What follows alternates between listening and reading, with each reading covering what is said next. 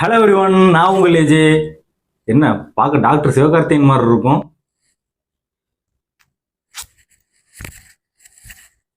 இதான் நம்ம கெட்டப். கொஞ்சம் வருஷத்துக்கு முன்னாடி கொடைக்கானல் நாங்கள் டீமோட டூர் போயிருந்தோம். அப்போ அந்த ட்ரிப்ல ஏகப்பட்ட ஃபன்னான விஷயங்கள் நடந்தது. ஏன்னா ஒரு 40 பேர் போயிருக்கோம் அப்படின்னு அதுல வந்து ஒரு 35 பேர் காமெடி பண்ற டீமா தான் இருந்தாங்க. அத்தனை பேர் கூட சேர்ந்து கொடைக்கானல் போனது வந்து வாழ்க்கையில மறக்கவே முடியாத ஒரு ட்ரிப் ஆயிட்டுங்க. அப்படி அந்த ட்ரிப்ல என்னென்ன நடந்தது, ஏகப்பட்ட ஃபன்னான விஷயங்கள் நடந்தது. எல்லாத்தையும் என்னால முடிஞ்ச அளவுக்கு ஒரு ஸ்டாண்ட் அப் காமெடியா மாதிரி உங்களுக்கு சொல்லணும்னு நினைக்கிறேன். சரி வாங்க வீடியோக்குள்ள போலாம். ஒரு 2 வருஷத்துக்கு முன்னாடி கொடைக்கானல் ட்ரிப் போலாம் அப்படின்னு சொல்லிட்டு பசங்க எல்லாரும் பிளான் போட்டு எல்லாம் ரெடி ஆயிட்டோம். ஒரு நாள் காலையில 6 மணிக்கு எந்திரிச்சு மச்சான் இந்த மணிக்கு சாயங்காலம் 6 மணிக்கு நம்ம வந்து ட்ரிப்பு கிளம்புறது கன்ஃபார்ம் ஆயிட்டு அமௌண்ட் எல்லாம் ரெடி பண்ணுங்க அப்படின்ட்டானுங்க. நாமளும் சரி கண்டிப்பா எல்லாரும் போறோமே, 40 பேர் போறோமே, சூப்பரா இருக்கும் போல அப்படிங்கிற கணக்குல நானும் அமௌண்ட் எல்லாம் கொடுத்துட்டு எப்போ காலையில 6 மணிக்கு தான் முடிவே பண்ணது. சொல்ல போனா சாயங்காலம் 6 மணிக்கு ட்ரிப்பு போகணும் அப்படிங்கிற மாதிரி சொல்லிட்டாங்க. பணம் எல்லாம் ரெடி பண்றதுக்கு 4 மணிக்கிட்ட ஆயிட்டு. சாயங்காலம் 4 மணிக்கு மேல வேன்காரனை போய் பார்க்கலான்னு போய் பார்த்தா அங்க வேன்காரங்க தம்பி இப்போதைக்கு யாருமே வரமாட்டீங்கப்பா அப்படின்ட்டாங்க. சரி ரைட்டு, ஆரம்பமே தடங்களாதான் இருக்கு, நம்ம கொடைக்கானல் போன மாதிரி தான், பேசாம கொடைக்கானல் விட்டுட்டு பேசாம வழக்கம் போல போற மாதிரி குற்றாலமும் அம்பாசமுத்திரமா போயிட்டு வந்துடலாம் அப்படின்னு நினைச்சிட்டு இருந்தோம். அந்நேரம் பார்த்து ஒரு கார் டிரைவர், அவருக்கு தெரிஞ்ச ஒரு பஸ் டிரைவர் ஒருத்தர் இருக்காரு. அவரு பிரைவேட் பஸ்ல தான் ஓடிக்கிட்டு இருக்காரு, டூரிஸ்ட் பஸ் தான் ஓட்டுறாரு. அவரோட நம்பர் வாங்கி தரேன், அவர்கிட்ட கேட்டு பாருங்க அப்படின்னாரு. அந்த அன்னைக்கு அவர் நம்பர் வாங்கி அவரு போன் பண்ணி கேட்கும் போது சாயங்காலம் மணி 5 ஆயிட்டு. ஆனா அவரு போன் எடுத்து பேசினாரு, இருக்குப்பா அவைலபிளா தான் இருக்கு, கொடைக்கானல் தானே, ஒன்றும் பிரச்சனை இல்லை, நானே வாரேன், நானும் இன்னைக்கு வீட்டுல தான் இருக்கேன், எனக்கும் இன்னைக்கு ட்ரிப் ஒன்றும் இல்லை அப்படிங்கிற மாதிரி சொன்னாரு. சரி ஓகேனா அப்போ நைட்டு ஒரு 2 மணி போல கிளம்பிடுவோம் அப்படின்னு சொல்லியாச்சு. சரிப்பா அப்படின்னு அந்த மணி சொல்லிட்டாரு. நைட்டு ஒரு 10 மணிக்கு ஆயிட்டு நாங்களும் வாங்க வேண்டியதெல்லாம் வாங்கி வச்சுட்டு சரி ரைட்டு போவோம் அப்படிங்கிற ஒரு கணக்குல டீமோட சேர்ந்து என் ஃப்ரெண்டோட வாழத்தோப்புல போய் 1 நேரம் உட்காந்துட்டு நைட்டு 2 மணி ஆயிட்டு. சரி ரைட்டுன்னு பஸ்ஸும் வந்துட்டு நாங்களும் ஏறி போய்கிட்டு இருக்கோம். அப்படி போய்கிட்டு இருக்கும் போதே ஒரு இடத்துல நிப்பாட்டினாங்க. அந்த இடத்துல நான் பசங்கிட்ட சொன்னேன், இத்தனைக்கும் மச்சான் கொடைக்கானல் வந்து பெரிய மலைன்னு சொல்றாங்க, நம்ம கேரளாவுக்கு தான் போயிருக்கோம் ஒரு வாட்டி, கொடைக்கானலுக்கு வந்து நம்ம போனதே கிடையாது, என்னதான் இருந்தாலும் நம்ம வந்து எவ்வளவு பெரிய கெத்தான ஆளா இருந்தாலும் அங்க வாந்தி மயக்கங்கள் வரத்தான் செய்யுமா. எங்க அம்மா சொல்லிச்சு, பாலித்தீன் கவர் எத்தனை கவர் வேணாலும் வாங்கி வச்சுக்கோங்க அப்படிங்கிற மாதிரி சொன்னா. அந்த பாலித்தீன் கவர்லாம் அப்பெல்லாம் பேன் பண்ணியிருந்தாங்க. சரிங்களா, பாலித்தீன் கவர் எங்கேயுமே கிடைக்கல. ஒருத்தர் நேரம் பார்த்தா அசால்ட்டா சொல்லுதான், மாப்பிள கொடைக்கானல் தானே மாப்பிள, நான் பார்க்காத மலையா, நான் பார்க்காத கடலா அப்படின்னு கெத்தா பேசி. சரி ரைட்டு பரவாயில்லையப்பா, நம்ம பசங்க என்னதான் மலை மேடு கரை கம்மான்னு இருந்தாலும் உடம்பு வந்து அப்படி கல்லு மாதிரி இருக்கும் போல, ஆடாது அசையாது போல அப்படிங்கிற மாதிரி நான் நினைச்சுக்கிட்டு இருந்தேன். சரிங்களா, நான் நினைச்சேன் சரி அங்க போனா நான் தான் வாந்தி எடுப்பேன் அப்படிங்கிற மாதிரி நினைச்சுக்கிட்டு இருந்தேன். யார்கிட்டையுமே கவரும் கிடையாது, மாத்திரையும் ஒரு ரூபாய் வாங்கல, ஒருத்தங்கிட்ட கூட லெமன் கூட கிடையாது சொல்ல போனா. அது இருந்தாலும் லைட்டா ஸ்மெல் பண்ணியாவது வாந்தி வராம கொஞ்சம் அட்ஜஸ்ட் பண்ண முடியும். உடனே பஸ் இந்த மாதிரி தான் போய்கிட்டே இருக்கு. மதுரை தாண்டிட்டு பஸ், மதுரை தாண்டும் போதே மணி ஒரு 6 மணிக்கிட்ட ஆயிட்டு பார்த்துக்கோங்க.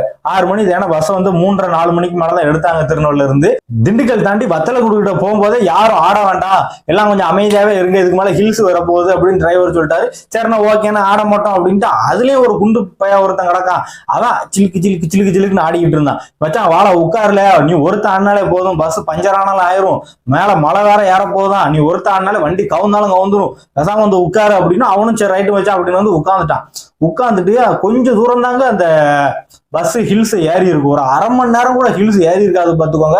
தலை அப்படியே எனக்கே கிருகிருன்னு ஆரம்பிச்சுட்டு, என் பக்கத்துல தான் அந்த குண்டு பைய ஒருத்தன் உட்காந்துருந்தான். அவனுக்கு முன்னாடி ஒருத்தன் கவட்ட கருப்பான்னு ஒருத்தன், அவன் எனக்கு முன்னாடி சீட்ல உட்காந்துருக்கான். அவனும் செனப்பண்ணி மாதிரி இருப்பான், என்ன அவன் கருப்பா இருப்பான். என் பக்கத்துல உட்காந்துருக்கிறவன் நல்ல வெள்ளை பண்ணி கணக்கா குண்டா இருப்பான். இந்த 2 பண்ணிகளும் எனக்கு முன்னாடி சைட்லயும் உட்காந்துக்கிட்டு பெரிய தொந்தரவுனா தாங்க முடியல பார்த்துக்கோங்க. எதை வச்சு நான் சொல்றேன், எதுக்கு அப்படி சொல்றேன் அப்படின்னா, நான் போகும்போதே நான் சொன்னேன், ஒரு இடத்துல வத்தலகுண்டு தாண்டும் போது ஒரு இடத்துல நிப்பாட்டினாங்க, மச்சான் பாத்ரூம் வந்து வர்ற மாதிரி இருந்துச்சுன்னா இருந்துக்குவாங்க அப்படின்னா. மச்சான் பக்கத்துல கடை ஒன்றும் இல்லை, எனக்கு பீடி அடிக்காம பாத்ரூம் வராது ஒன்றும் வராது அப்படின்ட்டாங்க ஒரு 10 பேர்கிட்ட. சரி மச்சான் விடு அப்படின்னு சொல்லி மிச்சம் இருக்கிற எல்லாம் பாத்ரூம் போயிட்டு பல்லுகளை தேய்ச்சிட்டு வந்தாச்சு. இவங்க பல்லு மட்டும் தான் தேய்ச்சாங்க, பாத்ரூம் போல ஒரு 10-20 பேர்கிட்ட பாத்ரூமே போல. அவனுங்கெல்லாம் என்ன பண்ணிட்டானுங்க, மெல்ல மெல்ல அப்படி பஸ் ஏறும் போது அந்த தலையை கிறக்கும் பத்தியில கிறக்கிற நேரம் தன்னை அறியாமையே அப்படியே கண்ணை அப்படியே மெல்ல சுக்குறாங்க. கொஞ்சம் சொக்குன உடனே இவங்களுக்கு தலை சுத்த ஆரம்பிச்சுட்டு, எனக்கே லைட்டா அந்த மாதிரி தான் ஆச்சு. சரிங்களா, இப்படி ஒவ்வொருத்தருக்கும் தலை சுத்த ஆரம்பிச்ச உடனே என்ன பண்றதுன்னே தெரியல. பஸ்லயும் கவர் கிடையாது, எவனும் கவரும் போற வழியில வாங்கவே இல்லை. சரிங்களா, ஒரு லெமன் கூட கிடையாது. அன்னைக்கு வேற வழி இல்லாம எல்லாம் அப்படியே கிறக்கத்திலேயே போய்கிட்டு இருக்கும். அப்படியே ஒரு 3/4 மணி நேரம் கிட்ட ஆகுது. ஒருத்தர் ஆரம்பிச்சாங்க வாமிட் பண்றத, வா வா அப்படின்னா. அதோட சரி பஸ்ல இருக்கக்கூடிய ஒரு 40 பேர்ல ஒரு 15-16 பேர்கிட்ட அவன் ஒருத்த வாந்தி எடுத்ததை பார்த்தே இங்க பல பேர் வாந்தி எடுக்க ஆரம்பிச்சிட்டாங்க. நான் இத்தனைக்கும் சொன்னேன், மச்சான் ஏதாவது பாலித்தீன் கவர் இல்லாட்டிலும் வேற ஏதாவது ஒரு கவர்னால வாங்கி வச்சுக்கோங்கடா, எவ்வளவு தலையில அடிக்க சொன்னேன். ஆனா எனக்கு தான் வாமிட் வரும்னு நினைச்சா, ஆனா எனக்கு வரல. மத்த இருக்கிற பாதி பேருக்கு வந்துட்டு. ஒருத்த வாந்தி எடுத்தா அந்த வாந்தியை பார்த்ததோட சரி, அந்த அந்த வாடைக்கும் அந்த இதுக்கும் சரியான நாத்தம். பஸ்ஸே ஒரு நாத்தம் பிடிச்ச பஸ் அப்படிங்கிற மாதிரி ஆயிட்டு. நேரம் அப்படியே பஸ் ஒரு 3/4 மணி நேரத்தை தாண்டி அப்படியே மெல்ல மெல்ல ஏறிட்டே இருக்கு பாத்துக்குவாங்க. அப்போ பக்கத்துல என் பக்கத்துல ஒருத்தன் பண்ணி மாதிரி இருப்பான்னு சொன்ன மத்தியில அவன் அப்படியே படுத்து கிடந்தான், பேண்டு படுத்து கிடந்தான், செத்த போன கணக்கு. எனக்கே ஒரு மாதிரி அப்படிதான் இருந்துச்சு. மச்சான் பாட்டு எதுவும் போட மாட்டேங்காங்களே, எல்லாருக்கும் தலைவலிக்கு அப்படின்ட்டு, நீ ஏதாவது பாட்டு பாடு மச்சான் அப்படின்னு சொல்லி நான் சும்மா விளையாட்டுக்கு அவன்கிட்ட கேட்டேன்.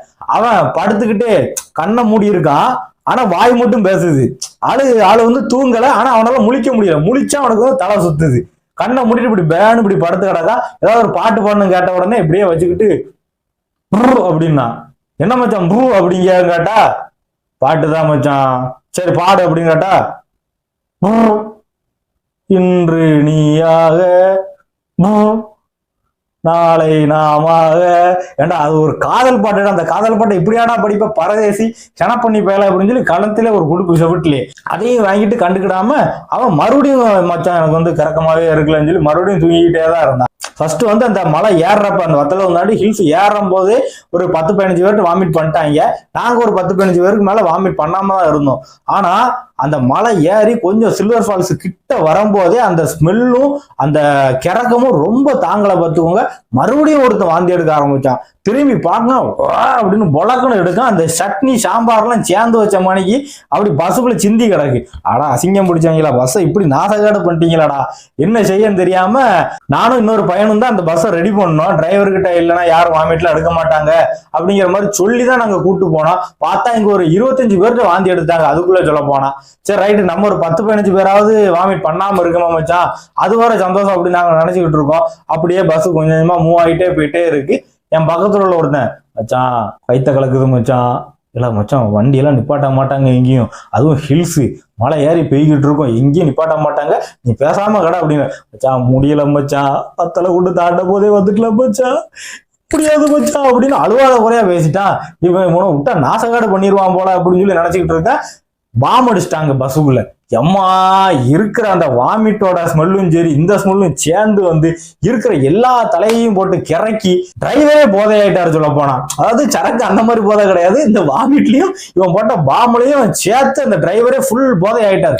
நல்ல வேலை எந்த சாமி செஞ்ச புண்ணியம் தெரியலங்க. இந்த கொடிய சம்பவம் நடந்து ஒரு 10 நிமிஷத்துக்குள்ளே சில்வர் ஃபால்ஸ் வந்துட்டு, சில்வர் ஃபால்ஸ் வந்த உடனே பையன் அங்கிட்டு இங்கிட்டு ஓடுதான். மச்சான் அங்கிட்டு இங்கிட்டு போவாதால, சில்வர் ஃபால்ஸ் பக்கத்துல போலீஸ் இருப்பாங்களே, எங்கேயும் காடு மலைன்னு எங்கேயும் மலைகளை ஏறிக்கிட்டு இருக்காத, போலீஸ்காரன் பார்த்தாங்கன்னா பிடிச்சி ஃபைன் போட்டு விட்டுறாம மச்சான், நம்ம ஃப்ரெண்ட்ஸோட வேற வந்திருக்கும், பிரச்சனையா மச்சான் அப்படின்னு சொல்லிட்டு இருக்கேன். மச்சான் நீ என்ன வேணாலும் சொல்லிக்கோ, நான் எதையும் நான் கண்டுக்கிறதாப்புல இல்ல அப்படின்னு சொல்லி சில்வர் ஃபால்ஸ் கிட்ட இறங்கணும் வந்தான். நேரா ஓடிட்டாங்க. ஒரு 200-300 மீட்டருக்கு மேல ஓடி போய் அந்த பக்கம் ஒரு சின்ன ஒரு ஏத்தமா இருந்துச்சு. அந்த ஏத்தத்துல போய் காலை கடனை முடிச்சுட்டு பையன் கீழே இறங்கி வரும்போது அவர் முகத்துல ஒரு சந்தோஷத்தை பார்த்தேன். மச்சான் சீரும் சிறப்புமா செம்மையா வேலை முடிஞ்சது அப்படிங்க. ஏன்டா கக்குசு போனதுக்கு ஏன்டா இவ்வளவு கெத்தா பேசுற அப்படிங்கிற மாதிரிதான் இருந்துச்சு.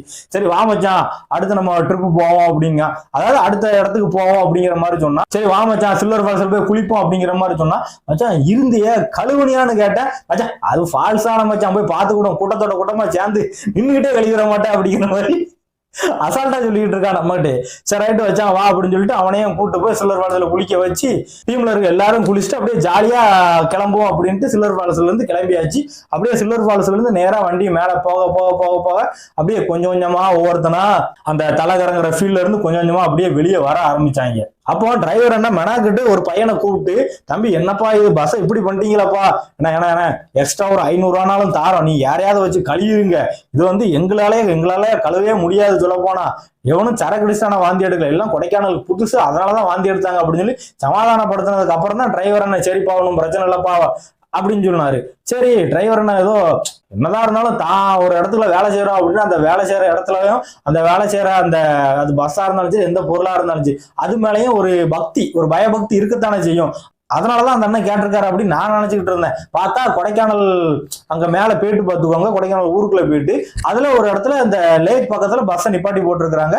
அந்த இடத்துல வச்சுதான் இப்படி கேட்டாரு அந்த பையன்கிட்ட. அப்படியே பேசிட்டு இருக்கும்போது நான் பக்கத்துல போயிட்டேன். பக்கத்துல போனவோட என்ன பார்த்துட்டு, தம்பி இங்க வாந்தி எடுங்க, அதெல்லாம் ஒன்றும் பிரச்சனை இல்லப்பா. அப்ப எதுக்கு நீ இவ்வளவு நேரம் அந்த பையன்கிட்ட வாந்தி எடுத்தா எக்ஸ்ட்ரா 1000 ரூபா கொடுக்கணும் 2000 ரூபா கொடுக்கணும் அப்படிங்கிற மாதிரி சொல்லிட்டு இருந்தீங்க?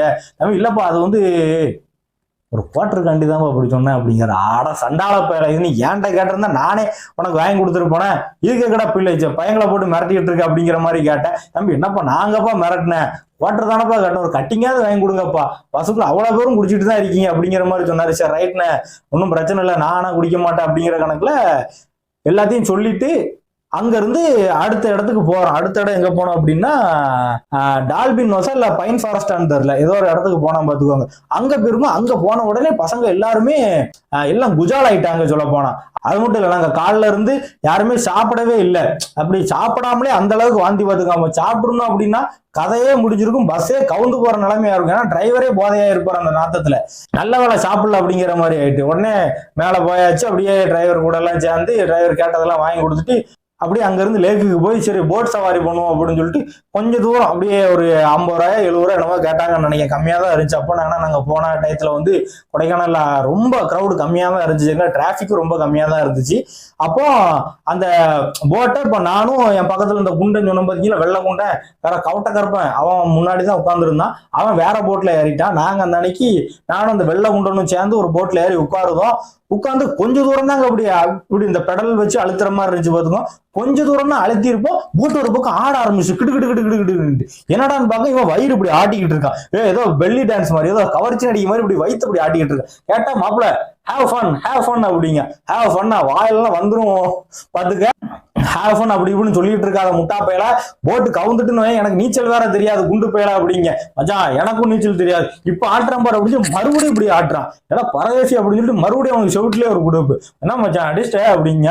இல்ல நீ பண்ற சேட்டைனால உயிரே போனாலும் போயிரும் மச்சான், இந்த சின்ன பையல விளையாடுற மாதிரி இந்த மாதிரி விளையாடாத உயிர் விஷயத்துல அப்படின்னு சொன்னதுக்கு அப்புறம் புரிஞ்சுக்கிட்டான். உடனே அப்படியே அங்க இருந்து கொஞ்ச தூரம் வந்துகிட்டு இருக்கோம்.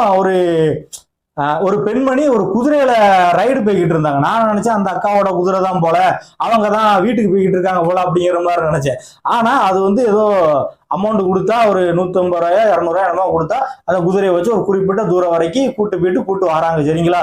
இல்ல அந்த குதிரையை கழட்டி விட்டுருந்தாங்க. அந்த குதிரை குறிப்பிட்ட தூரம் வரைக்கும் போயிட்டு ரிட்டர்ன் மறுபடியும் அதே இடத்துக்கு வந்துடுது. அந்த மாதிரிதான் இருந்துச்சு. உடனே இவன் என் பக்கத்துல உள்ள அந்த வெள்ளை குண்டை சாப்பிடணும் மச்சான், நம்ம ஜூஸ் குடிச்சு வர மச்சான் அப்படின்னு சொல்லிட்டு ஒரு கடையில போய் உட்காந்து இளநீர் குடிச்சுக்கிட்டு இருந்தாப்புல. இவன் இந்த கவட்ட கருப்பா அப்படிங்கிறவன் அந்த டயத்துல ஏன் கூட வந்துட்டான். மச்சான் எல்லாம் ஜூஸ் குடிக்க போயிட்டாங்க மச்சான், எனக்கு ஜூஸ் குடிச்சா வாந்தி வந்துடும் மச்சான் அப்படின்னா. எனக்கும் ஒரு மாதிரிதான் இருந்துச்சு. அதனாலதான் நானும் ஜூஸ் குடிக்க போல. வா மச்சான் நம்ம இந்த குதிரையில நம்ம சவாரி பண்ணுவோம் அப்படின்ட்டா. சரி மச்சான் வா போவோம் சவாரி பண்ணுவோம் அப்படின்ட்டு நாங்க 2 பேரும் குதிரையில ஏறி உட்காரலான்ட்டு முதல்ல நான் ஏறி உட்காருதாங்க.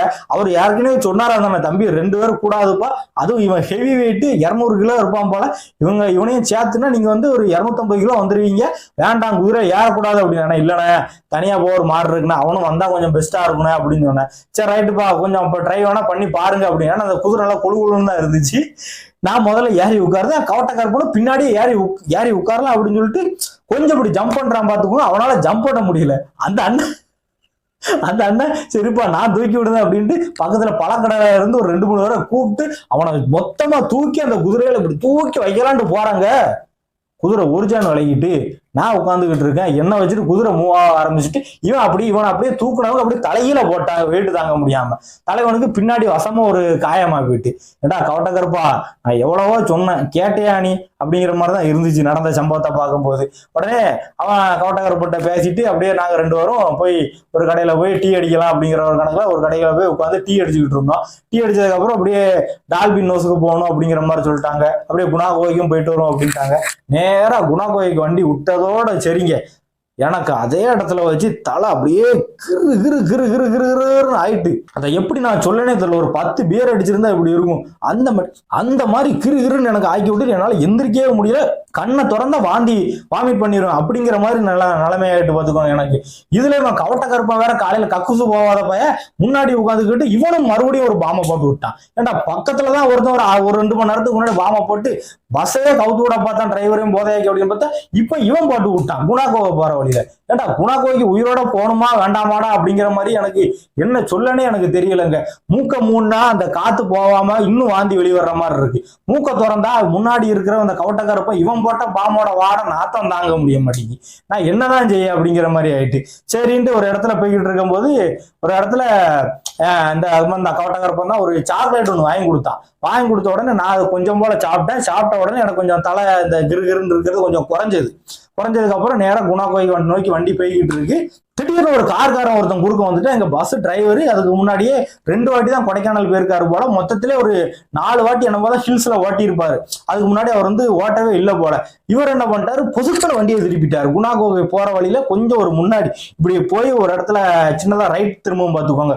சின்னதா ஒரு நல்ல ஒரு பெண்டு தான், ஹேர்பின் பெண்டு மாதிரி தான் இருக்கும். அந்த பெண்டு இப்படி திரும்ப பார்த்துக்கோங்க. அதுல ஒரு கார்காரன் திடீர்னு வந்துட்டா அப்படின்னு பஸ் டிரைவர் லெஃப்ட்ல திருப்பி அப்படி ஒரு ஓரமா நிப்பாட்டி போட்டு அந்த கார் டிரைவருக்கு மானங்கட்ட கிளியை கட்டுறாதீங்க. ஏன்னா இத்தனைக்கும் அந்த கார் டிரைவர் அந்த அளவுக்கு தப்பு கிடையாது, பஸ் டிரைவர் மேலேயும் தப்பு கிடையாது. 2 பேருமே ஹார்ன் அடிக்காம அந்த இடத்துல போய் திரும்பினதுதான் பெரிய தப்பா எனக்கு தெரிஞ்சிச்சு. எல்லாரும் சேர்ந்து குணா கோகைக்கு போயிட்டு அதுல போய் இருக்கிற அப்ப வந்து மஞ்சுமல் பாய்ஸான அப்ப வரவே இல்லை. இது வந்து போன வருஷம் தான் வந்து நினைக்கிறேன். நாங்க போனது வந்து 2 வருஷத்துக்கு முன்னாடி போனோம். குணா கோயில் இருக்கிற எல்லாத்தையும் பார்த்துட்டு அந்த கீழே குழி மாதிரி எல்லாம் இருந்துச்சு. அந்த இடத்துல எல்லாம் போய் வீடியோ எடுக்கிற போய் வீடியோ எடுத்துட்டு போட்டோ கிட்டெல்லாம் எடுத்துட்டு மஞ்சுமல் பாய்ஸ் வர்றதுக்கு முன்னாடியே நாங்க அந்த இடத்துக்கு போய் ஆனா கீழெல்லாம் போகல, இருக்கிற எல்லா இடத்தையும் குணா கோயில எங்கெங்கெல்லாம் போகக்கூடாதுன்னு சொன்னாங்களோ அந்தந்த இடத்துக்கெல்லாம் போய் சின்னதா ஆளுக்கு ஒரு போட்டோ மட்டும் எடுத்துட்டு வந்தோம். சரிங்களா?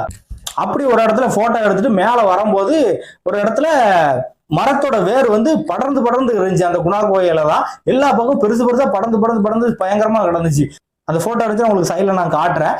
அந்த இடத்துக்கு போயிட்டு நானும் அந்த இருக்கிற ஒரு 10-15 பசங்களுக்கு மேல ஒன்னா சேர்ந்து ஒரு போட்டோ எடுத்துக்கிட்டு இருக்கும்போது திடீர்னு மழை வர ஆரம்பிச்சுட்டு பாத்துக்கோங்க. சரி மச்சான் வா வேனுக்கு ஓடும் அப்படின்னு சொல்லிட்டு குணா கோயில இருந்து அந்த வேனுக்கு ஓடலாம்னு சொல்லிட்டு ஓடி வந்துகிட்டு இருக்கேன் பாத்துக்கோங்க.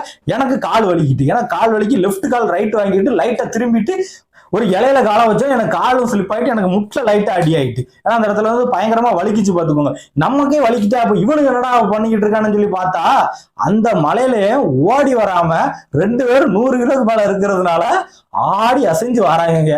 அடம்பலை ஆரம்பிச்சு வெளுத்து வாங்கிட்டு இருக்கு, இன்க்ளூடிங் இடியோட பாத்துக்கோங்க. அந்த இடிலையும் மலையிலையும் இவனுக்கு வந்து மெல்ல அப்படி ஆடி அசைஞ்சு வராங்க. என்னாலெல்லாம் ஓட முடியாதுப்பா, நீ வேணா ஓட்டுனா எங்களுக்கு உடம்பு குறையதோ இல்லையோ ஹார்ட் பக்குங்கும் இலைக்கும், அதெல்லாம் எங்களுக்கு செட் ஆகாது அப்படிங்கிற மாதிரி கையை தூக்கிட்டு மச்சா அப்படிங்கிறாங்க. சரி ரைட்டு ஒன்றும் பிரச்சனை இல்லை அப்படின்னு சொல்லிட்டு அவனுங்களையும் கூட்டிட்டு மறுபடியும் டால்பின் ஹவுஸ் வேற இன்னும் 2-3 ஸ்பாட்டுக்கெல்லாம் போயிட்டு அப்படியே கொடைக்கானல்ல இருந்து இறங்கலாம் அப்படின்னு சொல்லிட்டு எனக்கு ஒரு நாள் ட்ரிப் தான் பார்த்துக்கோங்க. அப்படியே சாயங்காலம் நைட்டு போல இறங்கலாம் அப்படின்னு சொல்லிட்டு கீழே வரலாம் அப்படின்ட்டு ஒரு இடத்துல போய் சாப்பிடலான்ட்டு போனோம். அந்த கொடைக்கானல் மலையில தான் இருக்கிற 40 பேர்ட்டுமே காசு இருந்துச்சுங்க. ஆனா அந்த 40 பேருமே இல்ல மச்சான் எனக்கு சாப்பாடு வேண்டாம். இத்தனைக்கும் அந்த கொடைக்கானல்ல ஒரு நேரம் மட்டும்தாங்க சாப்பிட்டுருக்கோம், மதியம் மட்டும்தான் சாப்பிட்டுருக்கோம். நைட்டு கூட யாருமே சாப்பிடல. ஏன்னா நிறைய பேர் சாப்பாடு வேண்டாம்னு சொன்னதுனால இல்ல எப்ப எனக்கு வேண்டாம் அப்படிங்கிற கணக்குல யாருமே சாப்பிடல. அப்படியே பஸ் மெல்ல கீழே வர ஆரம்பிச்சுட்டு இதுக்கப்புறம் எந்த சம்பவம் பெருசா ஒன்றும் நடக்கல. அப்படியே பஸ் வந்துகிட்டு இருந்துச்சு. நாங்களும் திருநெல்வேலி வரைக்கும் நல்லா தூங்கிட்டு அதுக்கப்புறம் வீடு வந்தோடனே எல்லாரும் இறங்கி வீட்டுக்கு போயாச்சு. இதுதாங்க நம்ம ஃபேமிலியோட ட்ரிப் போனா எந்த அளவுக்கு ஃபன்னா இருக்குமோ அதை விட 100 மடங்குல 1000 மடங்கு அதிகமாவே ஃப்ரெண்ட்ஸோட போன ட்ரிப் வந்து அவ்வளவு ஃபன்னா இருந்துச்சு. சரிங்களா? இப்போ இந்த வீடியோல எனக்கு தெரிஞ்ச எல்லாத்தையும் உங்களுக்கு நான் சொல்லிட்டேன். அன்னைக்கு என்னென்ன நடந்துச்சு அப்படிங்கிற எல்லாத்தையும் உங்கள்கிட்ட நான் சொல்லிட்டேன்னு நினைக்கிறேன். இந்த வீடியோ உங்களுக்கு பிடிச்சிருந்துச்சுன்னா லைக் பண்ணுங்க, கமெண்ட் பண்ணுங்க, சப்ஸ்கிரைப் பண்ணுங்க. அதுக்கு முன்னாடி நான் பேசுறது உங்களுக்கு பிடிச்சிருக்கா, ஏதாவது கொஞ்சமாவது காமெடியா பேசுறேன்னா, இந்த சம்பவத்தை பத்தி பேசும்போது உங்களுக்கு கொஞ்சமாவது சிரிப்பு வந்துச்சா, ஏதாவது கொஞ்சமாவது ஸ்டாண்டப் காமெடின்னு ஏதாவது ஒண்ணு இருக்கா அப்படின்னு சொல்லி உங்களோட சஜஷனை நீங்க கமெண்ட் பண்ணுங்க. நல்லா இல்லை அப்படின்னா கூட தயவு செஞ்சு கமெண்ட் பண்ணுங்க. அப்பனாதான் என்ன அப்கிரேட் பண்ணிக்கிட முடியும். சரிங்களா? நன்றி.